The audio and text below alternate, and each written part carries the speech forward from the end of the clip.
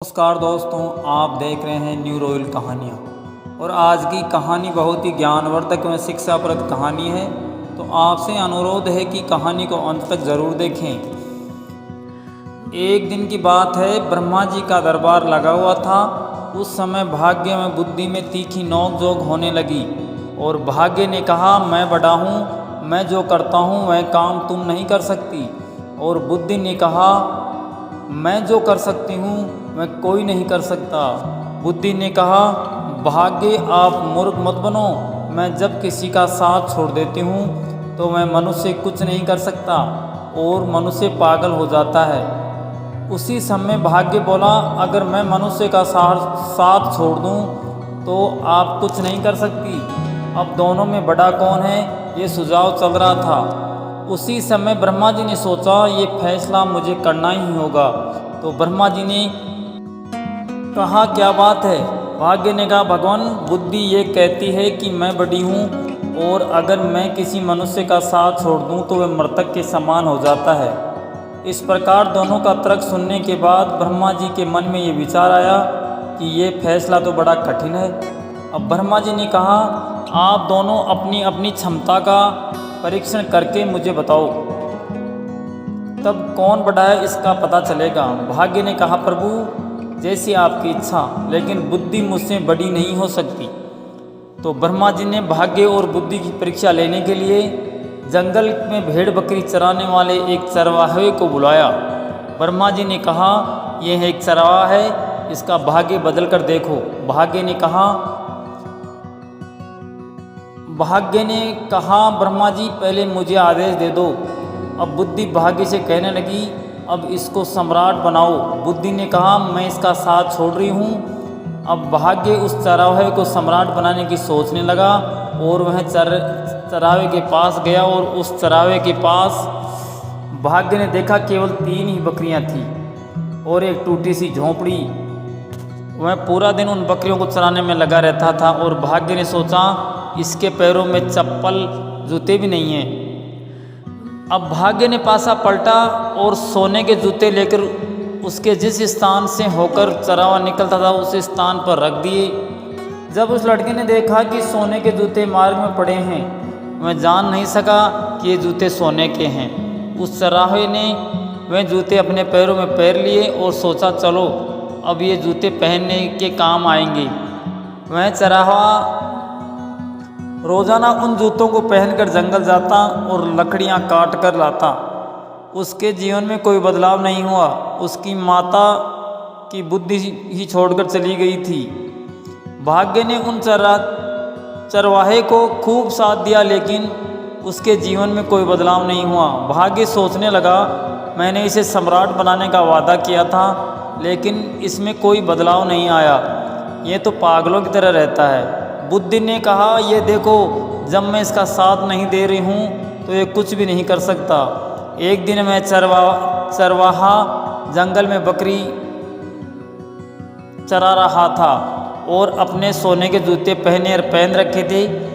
तब एक दूसरे देश के राजा का सौदागर ऊँटों पर पीतल तांबा लादकर व्यापार करता था। वह उधर से गुजरता है और चरवाहे के पैरों में सोने के जूते देखता है और अपने मन ही मन में सोचता है कि इस लड़के को इन सोने की जूतियों की कोई कदर नहीं है। सौदागर ने सोचा, ये चरवाहा इन जूतों के बारे में शायद कुछ नहीं जानता।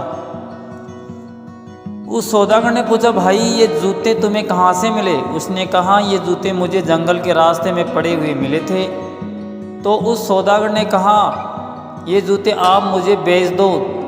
चरवाहे ने कहा, बेच दूंगा, क्योंकि इनको मैं बहुत दिनों से पहनता हूँ, लेकिन ये फटते भी नहीं हैं। सौदागर ने कहा, तो बताओ इसके बदले में तुम क्या लोगे? चरवाहे ने कहा, इनके बदले तुम मुझे 1 मन आटा दे देना, जिससे मेरा व मेरी माता की रोटी का काम चलेगा। सौदागर ने कहा, मंजूर है। और 1 मन आटे में सौदागर ने जूते खरीद लिए। जब वह घटना बुद्धि ने देखी तो बड़ा आश्चर्य हुआ। इस लड़के ने 1 मन आटे के बदले में सोने के जूते दे दिए। बुद्धि भाग्य के पास गई और जाकर बोली, हे भाग्य, ये क्या हो रहा है? आप कहाँ सो गए जिसे आप एक सम्राट बनाना चाहते थे? उसने तो सोने के जूते 1 मन आटे में बेच दिए। तो भाग्य ने कहा, बुद्धि आप चुप रहो और देखते रहो मैं क्या करता हूँ, इसे सम्राट बनाकर ही रहूँगा। बुद्धि ने कहा, भाई ये सम्राट के चक्कर में इसको आप मार मत देना, क्योंकि ये चरवाहा बुद्धि के बिना कुछ भी नहीं कर सकता। फिर भाग्य ने पासा पलटा और हीरे जड़ित सोने के जूते फिर दोबारा लेकर जहाँ से वह चरवाहा जाता था उस स्थान पर रख दिए। फिर उसी रास्ते में चरवाहा निकला तो उसने देखा कि ये जूते तो पहले से भी अच्छे हैं, चलो इनको भी पहन लेता हूँ। उसने वे जूते पहन लिए और अपनी बकरियों को चराने के लिए चला गया। फिर मैं सौदागर एक दिन उसी रास्ते से होते हुए अपना माल बेचने जा रहा था, तो उस चरवाहे के पास उसने पहले से भी सुंदर स्वर्ण हीरे जड़ित जूते देखे और कहा, भाई क्या ये जूते तुम मुझे बेच दोगे? चरवाहे ने कहा, बेच दूंगा, लेकिन मुझे 1 बोरी भुने हुए चने देने पड़ेंगे।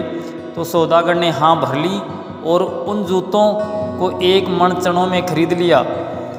अब सौदागर के मन में विचार, राजा को दे दूं तो मुझे काफ़ी धन मिलेगा। उसने ऐसा ही किया और नगरी के राजा के पास चला गया। राजा जूते देकर काफ़ी खुश हुआ और उन जूतों को 100 स्वर्ण मुद्राएं देकर ले लिए। और सौदागर से राजा ने कहा, भाई आप ये जूते कहाँ से लेकर आते हैं? सौदागर ने झूठ बोली और कहा, महाराज मैं यहाँ अपना माल बेचने जाता हूँ, वहाँ के राजा ने मुझे खुश होकर के ये जूते दिए हैं।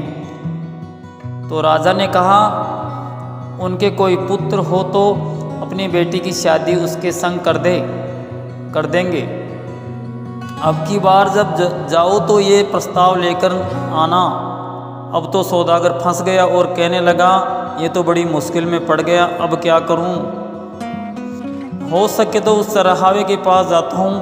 तो मैं उस चरवाहे की झोंपड़ी पर चला गया और देखा चरवाहा अपनी बकरियों के साथ बैठा है। सौदागर ने अपनी पीतल के बर्तनों का बोरा उतारा और बैठकर चरवाहे से बात करने लगा। चरवाहा जब उससे बर्तनों के बोरे पर आकर बैठा तो मैं सभी बर्तन सोने के हो गए, क्योंकि भाग्य साथ दे रहा था। सौदागर ने मनी मन में सोचा, ये तो बड़ा काम का व्यक्ति है, यो कोई बड़ा व्यक्ति है या जादूगर है, इससे ही मैं राजा बना देता हूँ। सौदागर ने चरवाहे से कहा, भाई तुम चिंता मत करो, मेरे पास काफ़ी धन दौलत है और मैं आपके लिए यहाँ महल किला बना देता हूँ और आप उसके राजा बन जाना। राजा बनने के बाद मैं आपकी शादी मेरे देश के राजा की बेटी से करवा दूँगा, फिर आप आराम से ज़िंदगी जीना। चरवाहे ने कहा, भाई तुम जो भी करो लेकिन मेरी बकरियों का ध्यान ज़रूर रखना। सौदागर ने सोचा, ये व्यक्ति तो निरा मूर्ख है, इसकी बुद्धि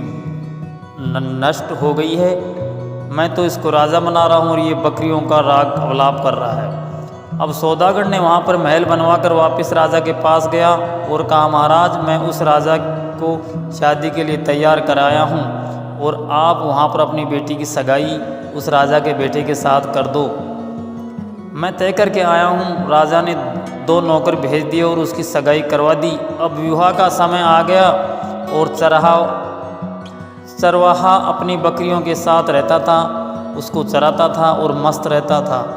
सौदागर ने कहा, ये चरवाहा मुझे मरवा न दे, इसलिए इससे तो कोई परवाह ही नहीं। सौदागर उस चरवाहे के पास गया और उसने उसकी सारी बात बताई और कहा, मुझे और तुझे दोनों को राजा मार देगा अगर किसी बात का पता चल गया तो। इस कारण मैं जिस प्रकार कहूँ उसी प्रकार आप काम करो। चरवाहे ने मन में सोचा, ये संकट कहाँ से आ गया? मैं तो अपनी ज़िंदगी आराम से व्यतीत कर रहा था, इसने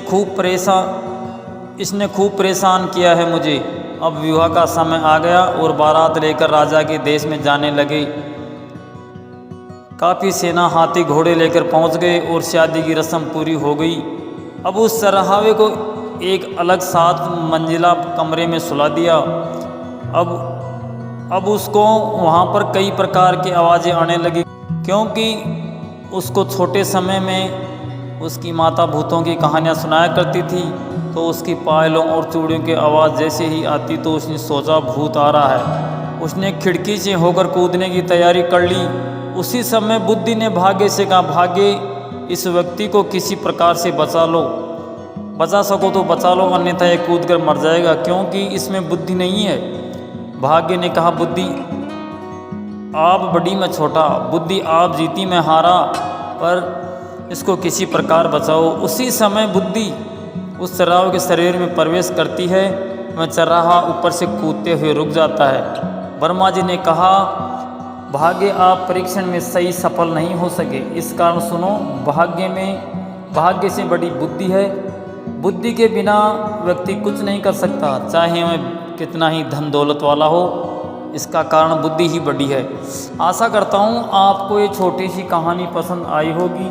अगर कहानी अच्छी लगी हो तो कहानी को लाइक शेयर एवं चैनल पर पहली बार आए हो तो चैनल को सब्सक्राइब जरूर करें, ताकि आने वाले समय में आपको ऐसी ज्ञानवर्धक धार्मिक कहानियाँ सुनने को मिल सकें। अगली कहानी में आपसे फिर मिलेंगे, तब तक के लिए नमस्कार।